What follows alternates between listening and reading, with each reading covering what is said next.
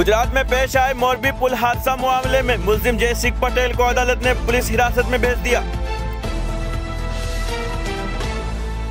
Team India ने New Zealand को शिकस्त देकर सीरीज पर कब्जा कर लिया।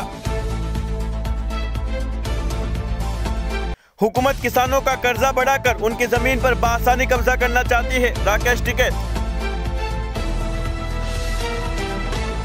वजारत अक़लियत उमूर के बजट में भारी कटौती।